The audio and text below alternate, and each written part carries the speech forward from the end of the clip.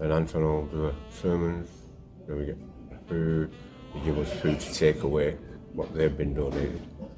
So eat and drink well, and we're always happy. We're struggling at the moment because we just found ourselves, councillors just gave us a flat. So the soup kitchen actually helps you until you get back on your feet. Yeah.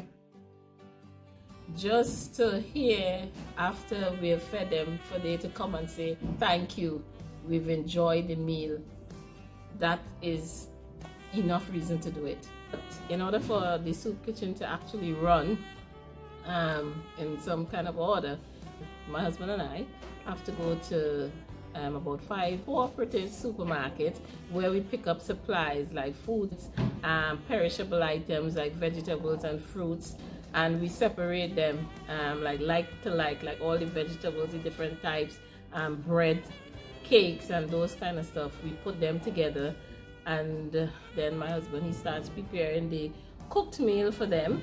While he is doing that, we then get the soup kitchen attendees who come. We kind of try to do them in order, and we take them one by one to actually come and pick out from what we have brought from the supermarkets what they need, and they have their bags, they put them in that, and then they go, they have their teas.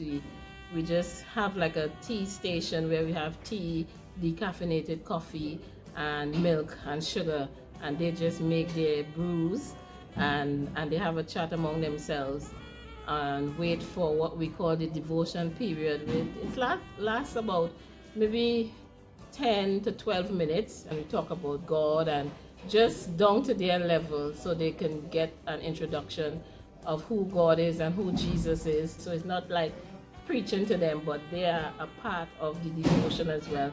So the way my husband does it is so that they can actually participate. Some of you think of Jesus as God, you have different views. But what we were looking at was what happens when you encounter Jesus. Different things could happen to different people depending on what their needs are. So we're going to look at a little something today, but before we do it, we're going to do a little exercise. When we finish, a group of them, they clean the area as well. So they wipe down the tables and they pack away the chairs and all that. The average amount of people who attend it, I would say 15 to 20. Sometimes we have about 30. In terms of effects, we would see some of them, they would come to my husband, and I've known in the past they've come for Bibles, and we didn't really have enough Bibles, and so we gave them out because they want to read in their spare time. And also there are a couple of them, maybe a little bit more, maybe 3 or 4 of them, have attended church off and on. But there's one particular lady, she comes every Sabbath now. So the effect, I think, one is in the majority for me. So if we because we get one of them coming to church every Sabbath, for us that's a win. Because if there was one person here in this entire world, Jesus would have still come.